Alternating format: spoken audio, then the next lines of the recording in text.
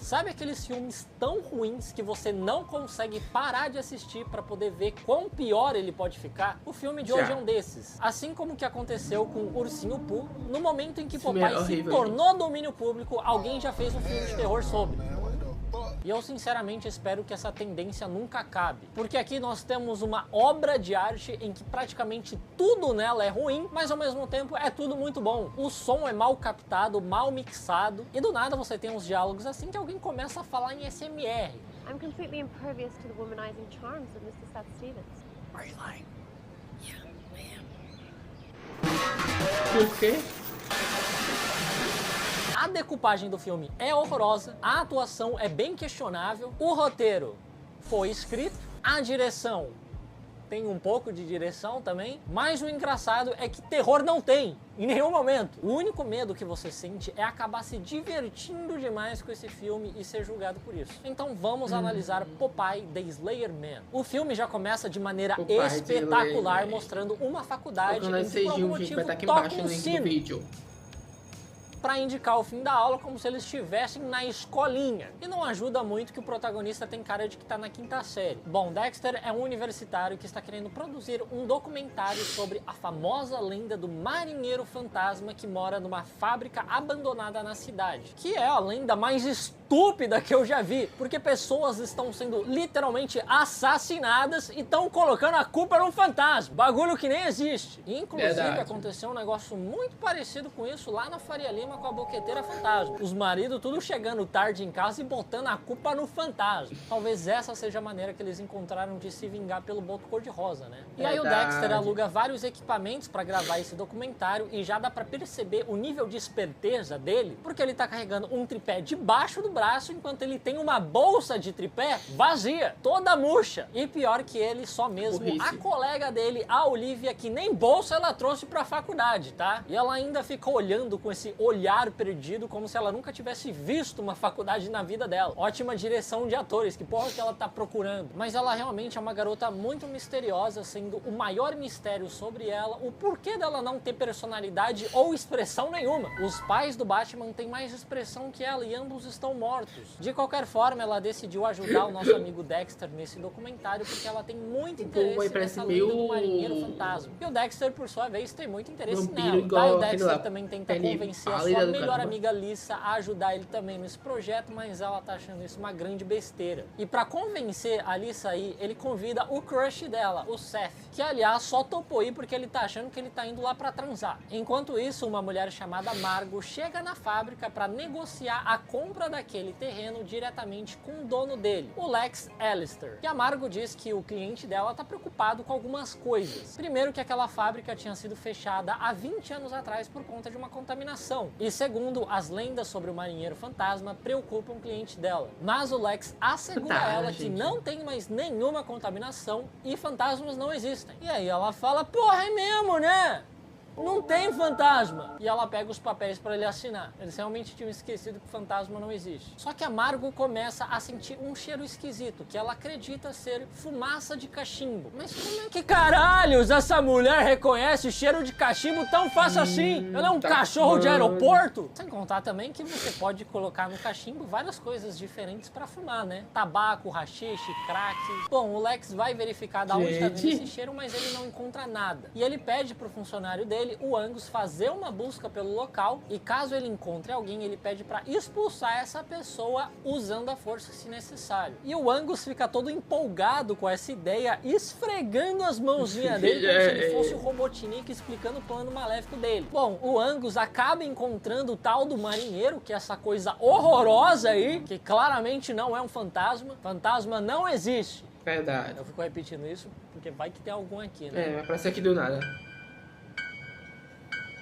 Ele parece mais uma espécie de bebê maromba de 1,90 m. Até a roupa dele parece aquelas roupinhas de marinheiro para bebê, porque supostamente esse marinheiro tá nessa fábrica há 20 anos. Só que esse uniforme de marinheiro dele parece de 1940, realmente parece uma fantasia de carnaval. Ah, e ele mata o Angus com grande facilidade pisando na cabeça dele. Um pouco longe dali, o Dexter e a Olivia vão até o bar buscar a Kate, que é uma outra amiga deles que também vai ajudar no documentário. E aí um velho doido e super eles falando sobre o marinheiro e já se intromete na conversa, dizendo que ele é real e você não pode entrar na fábrica dele, senão ele vai te matar. Eu só não sei como um velho desse conseguiu escutar uma conversa do outro lado do bar, né? O maluco captou as ondas sonoras igual o Aquaman conversando com os golfinhos, mas captar a mensagem dos filhos dele pedindo pra ele não passar uma quarta-feira inteira dentro de um bar, ele não quer, né? Logo em seguida chega o Joey, que é o namorado abusivo da Kate, que tá muito puto que ela vai passar a noite inteira gravando o documentário. E é muito legal que o filme gosta, sempre que ele tem um tempo livre, de reforçar que esse cara é um péssimo namorado, caso não tenha ficado claro ainda. Porque primeiro a gente vê que a Kate tem hematomas no pulso dela, aí quando ele chega, ele dá um beijo na boca dela e ela limpa a boca dela, e depois ele tem uma crise de ciúmes e segura bem forte o pulso dela na frente de todo mundo, que já tava machucado. Só para que você, telespectador burrinho, possa entender que esse cara não é bom. O maluco chegou quebrando todo o código de Genebra em 60 segundos. Quando eles chegam na fábrica, eles se deparam com um cadeado e uma corrente trancando o local. Mas a misteriosa Olivia pergunta se alguém trouxe uma lixa de unha e, surpreendentemente, alguém trouxe a Kate. E aí ela usa essa lixa de unha para abrir o cadeado, não sei nem se isso é possível, e ela também nem explica da onde que ela aprendeu a fazer isso. Não foi no manual do mundo. Mas é um pouco estranho esse cadeado tá fechado, não é não? Porque teoricamente quem tranca isso é o Angus. Só que no caso a cabeça dele virou carne moída.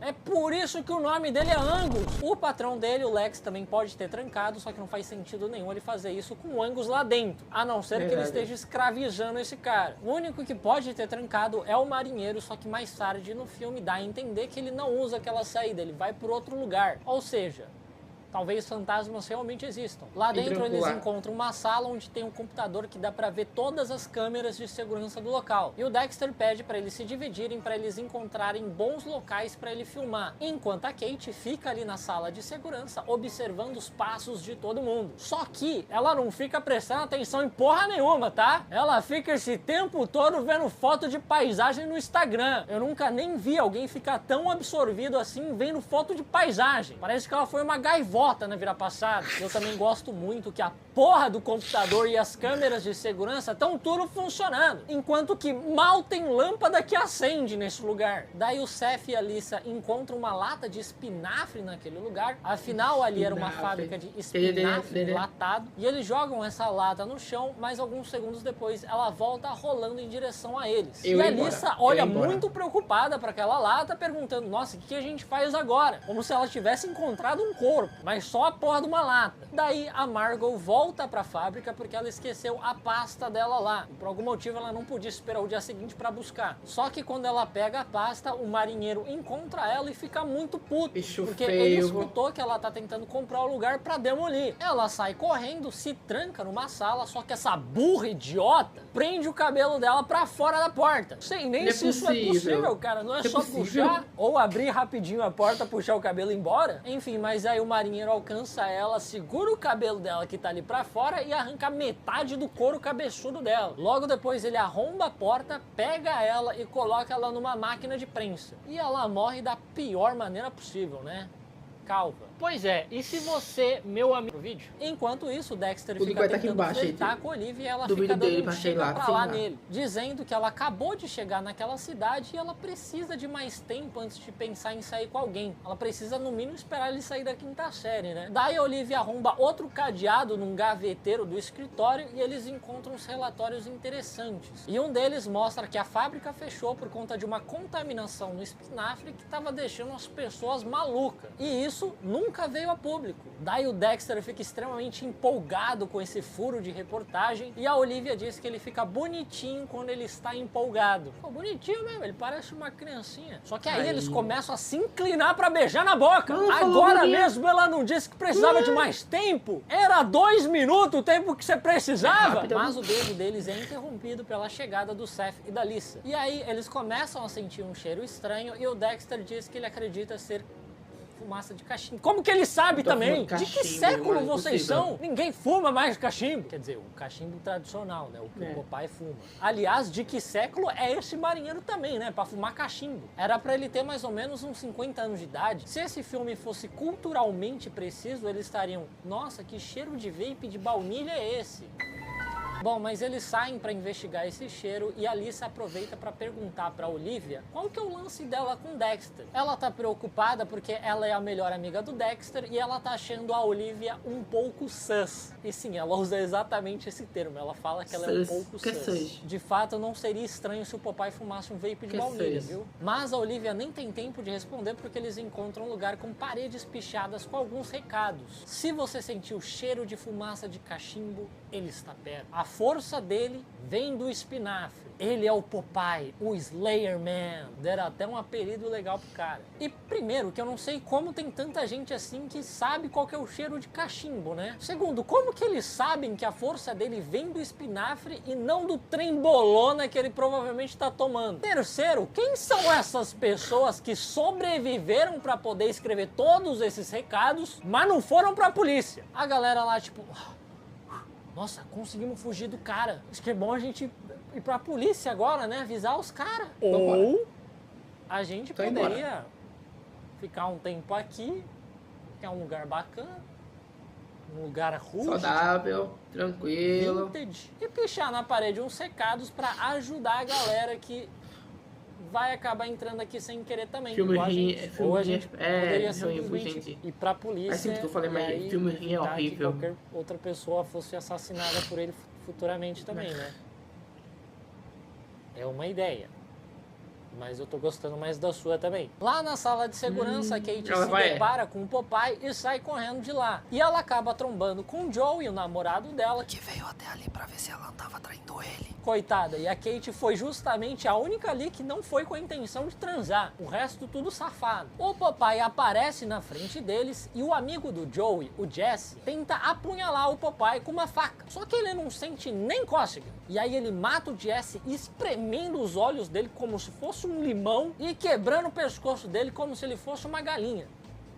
Deu até vontade de comer galinha caipira. E em seguida, o outro rapaz, o Terry, saca um revólver com toda a calma do mundo, como se ele tivesse indo tirar uma selfie com o Popeye. E aí, obviamente, o Popeye consegue agarrar o braço dele e quebra o pulso dele. O Joey, vendo tudo isso, decide simplesmente largar a Kate pra trás e fugir de lá. O Terry, que também consegue escapar disso de alguma forma, sendo que o Popeye tava segurando o braço dele, mas ele consegue fugir. Mas ele consegue fugir de lá e tranca novamente um local com um cadeado pelo lado de fora. E lá fora ele acaba pisando numa tábua com prego exposto. E surpreendentemente o prego atravessa o pé dele inteiro. Ou o pé desse maluco é um peito de frango, ou ele pisou nisso com a força que você pisa na mãozinha do seu sobrinho na hora que eles estouram um balão cheio de doce durante o aniversário dele e ele tá prestes a pegar o seu doce favorito. Bem específico, né?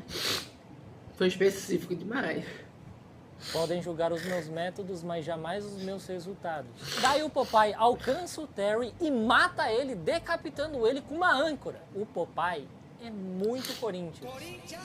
O Joey, tentando se esconder do Popeye, começa a escutar alguém se aproximando dele. Então ele rapidamente se vira e já dá um tiro às cegas. Só que era a Kate que estava se aproximando dele e infelizmente ele acaba acertando ela. O que esse cara tá conseguindo fazer nesse filme é sacanagem. Mesmo quando ele não está tentando ser um namorado ruim, ele consegue ser um namorado ruim. É o Messi do relacionamento tóxico. Logo depois o Popeye aparece na frente deles e novamente o Joey foge sozinho, deixando cara vai logo de vez, não? Ela dá um berro e o Seth e a Lisa escutam um grito dela à distância. Então eles decidem sair de lá para tentar conseguir sinal de celular e chamar a polícia. Só que, como eu disse antes, o Terry trancou o lugar com um cadeado pelo lado de fora. E aí o Popeye também aparece na frente do Seth e da Lisa, sendo que há 10 segundos atrás ele tava perto do Joey e da Kate. É engraçado que filme de terror tem isso, né? O vilão sempre se move muito rápido, só que só quando você não tá olhando. Quando ele tá logo atrás de você, ele caminha lentamente, dando todo o tempo do mundo pra você fugir dele, tropeçar e, na verdade, não conseguir fugir dele. Mas aí, quando você não tá olhando, ele do nada abre um buraco de minhoca no espaço-tempo e ressurge na frente da sua mãe grávida e te mata antes de você nascer. Enquanto isso, o Dexter e a Olivia encontram um bracelete da Kate ali no lugar onde ela tomou o tiro. A menina simplesmente dropou um item como se ela fosse um monstro de RPG que foi derrotado. E ela também sumiu de lá, igual um monstro que foi derrotado mesmo. mesmo. E o Popeye também aparece ali na frente do Dexter e da Olivia. Esse cara tá em todo lugar. Ou eles só estão andando em volta dele. O Seth e a Alyssa sobem numa plataforma de metal e o Seth se pendura na grade pra tentar alcançar o outro lado, onde tem uma escada que leva até o telhado da fábrica. E assim, eles estão tentando subir lá pra tentar conseguir sinal de celular. Só que quando eles entraram na fábrica, eles tinham um sinal de celular. Inclusive o Joey ligou pra Kate. Por que que agora não tem mais sinal de celular? É muita cara de pau, né? Só que na hora do Seth se pendurar na grade, a mão dele escorrega e ele cai lá embaixo. Também, olha o jeito que esse imbecil segura na grade. Parece que ele tá dedando uma xoxota. O cara realmente só veio pensando naquilo. Por sorte, ele cai numa superfície macia e não morre.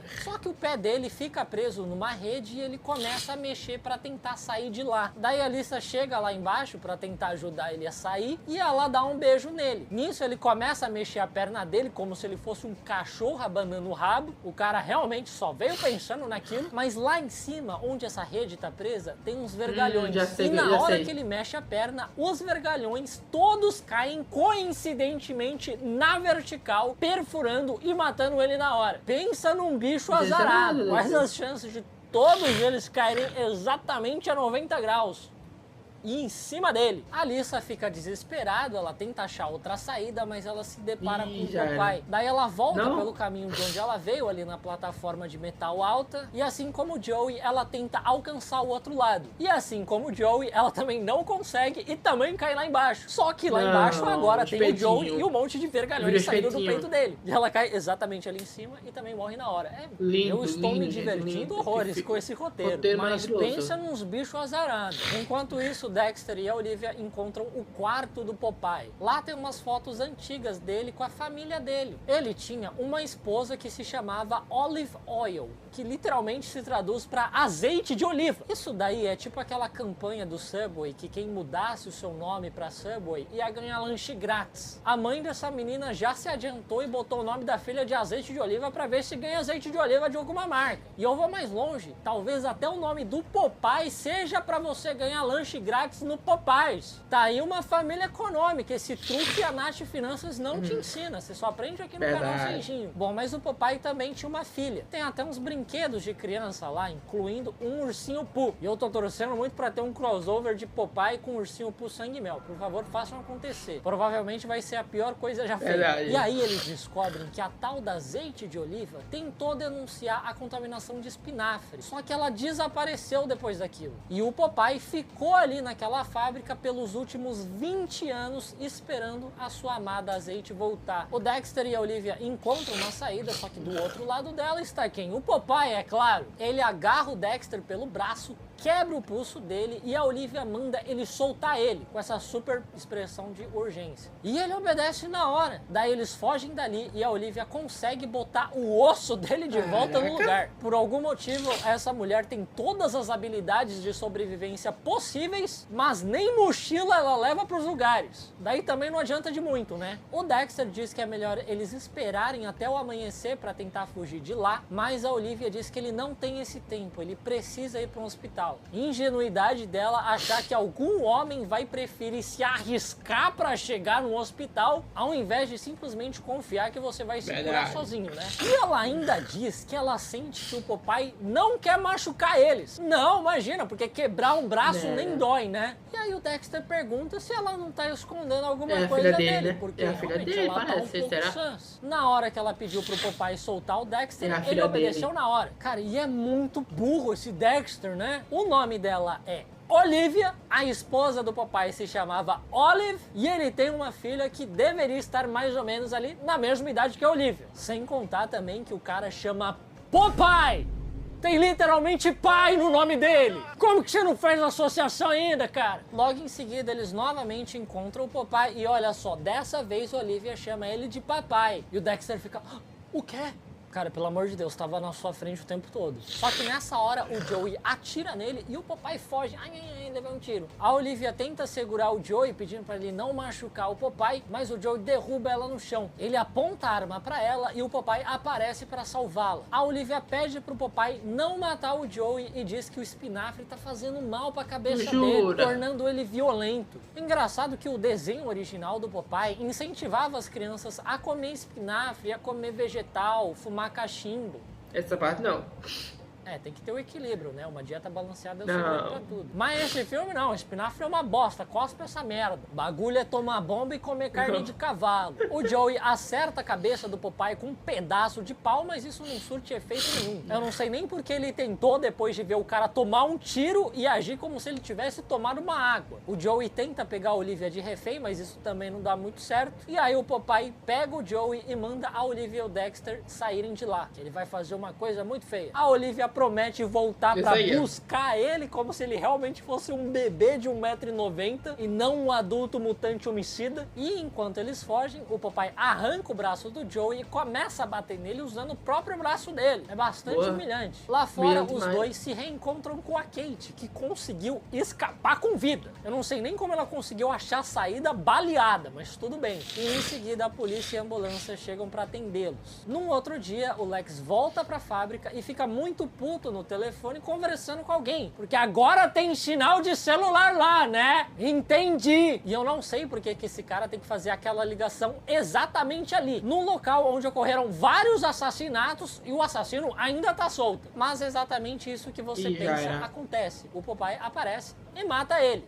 No final teria sido melhor ter feito um documentário sobre a Boqueteira Fantasma mesmo.